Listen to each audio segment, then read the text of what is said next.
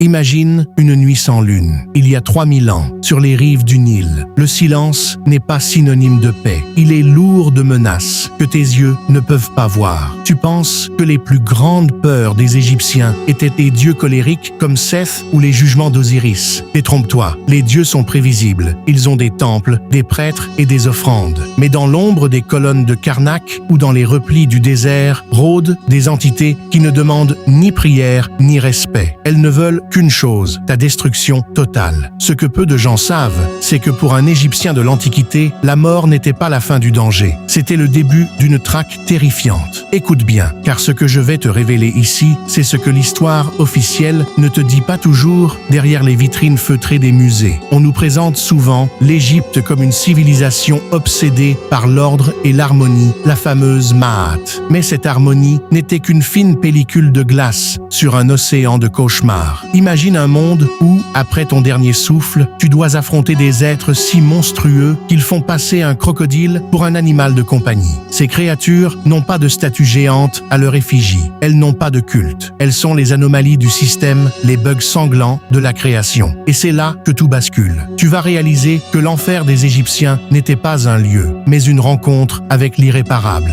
Tu te demandes peut-être pourquoi ces êtres sont restés dans l'ombre des dieux. C'est parce qu'ils représentent la non-existence, le chaos pur. Si un dieu te punit, tu souffres, mais tu existes encore. Si l'une de ces créatures t'attrape, tu es effacé. C'est l'équivalent antique de la suppression définitive d'un disque dur. Aucune trace, aucun souvenir, aucune éternité. Voici les 5 prédateurs de l'invisible qui hantaient les nuits de la vallée des rois. Et crois-moi, le dernier va changer ta vision de la mort à tout jamais. Imagine une créature hybride, une chimère biologique qui semble être le résultat d'une expérience interdite. Elle a la tête d'un crocodile, le corps d'un lion et l'arrière-train d'un hippopotame. Pour nous, l'hippopotame est presque mignon. Pour un Égyptien, c'est l'animal le plus imprévisible et meurtrier du fleuve. Ami ne chasse pas dans la forêt. Elle attend patiemment au pied de la balance de la justice, dans la salle des 2 vérités. Elle est le bourreau silencieux. Lorsque ton cœur est pesé contre la plume de la vérité, si le plateau penche du mauvais côté, Amit ne te tue pas. Elle mange ton âme. C'est là que ça devient vraiment fascinant. Une fois consommé par Amit, tu n'entres pas dans les ténèbres. Tu cesses simplement d'avoir jamais été. C'est la seconde mort, le vide absolu. Imagine la terreur d'un peuple qui a passé sa vie entière à construire des pyramides et à momifier des corps pour l'éternité, pour finir en un seul repas dans la gueule d'un monstre. Mais il y a pire que le bourreau. Il y a les rôdeurs. Connais-tu les Abouchémous? On les appelle les massacreurs ou les saisissants. Ce sont les agents du chaos qui patrouillent entre notre monde et l'au-delà. Ce ne sont pas des démons au sens chrétien du terme. Ils n'ont pas de motivation morale. Ils sont comme des virus informatiques lancés par des forces primordiales pour corrompre le voyage de l'âme. Les textes funéraires nous révèlent que ces créatures utilisaient des filets invisibles pour capturer les esprits égarés. Imagine-toi en train de marcher dans un couloir sombre, pensant aller vers la lumière, et soudain, tu sens un filet de pêche se refermer sur toi. Ces créatures décapitent les ombres et jettent les restes dans des chaudrons de feu. Les archéologues ont retrouvé des formules magiques gravées à l'intérieur des cercueils dont le seul but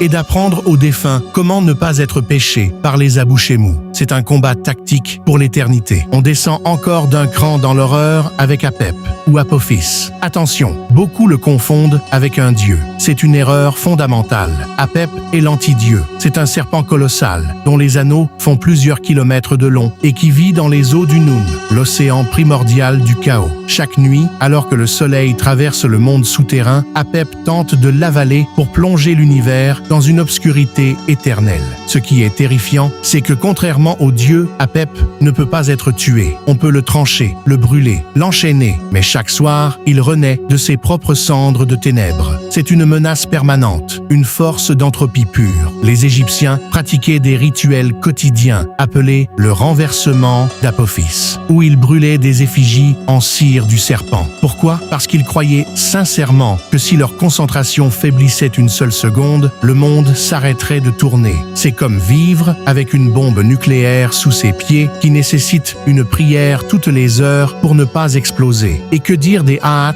ces entités qui gardent les 7 portes de l'inframonde, ce ne sont pas de simples sentinelles, ce sont des incarnations de la peur psychologique. Pour passer chaque porte, tu ne dois pas seulement être bon, tu dois connaître leur nom secret. Si tu hésites, si tu bégayes, les Ahats se transforment en tes pires cauchemars personnels pour t'aspirer. C'est une épreuve de volonté pure. C'est là que l'on comprend la psychologie des anciens. L'au-delà n'était pas une récompense, c'était un parcours du combattant contre des entités qui se nourrissent de ta peur. Enfin, la créature la plus insidieuse, celle dont on parle le moins, le Shi'aout, l'ombre errante. En Égypte, ton âme est composée de plusieurs parties. L'une d'elles est ton ombre. Mais si tes rituels funéraires sont mal faits ou si tu as été un criminel, ton ombre peut se détacher et devenir un prédateur indépendant. Elle rôde autour des tombes, cherchant à voler la force vitale des vivants pour ne pas s'évaporer. C'est l'origine psychologique de l'idée du vampire, un reste de soi-même qui refuse de partir et qui devient un parasite monstrueux. Tu vois, l'Égypte n'était pas seulement une terre de soleil et d'or, c'était un champ de bataille où chaque homme, chaque femme devait se préparer à affronter des horreurs sans nom. Ces créatures nous rappellent que pour les anciens, la vie était un privilège fragile,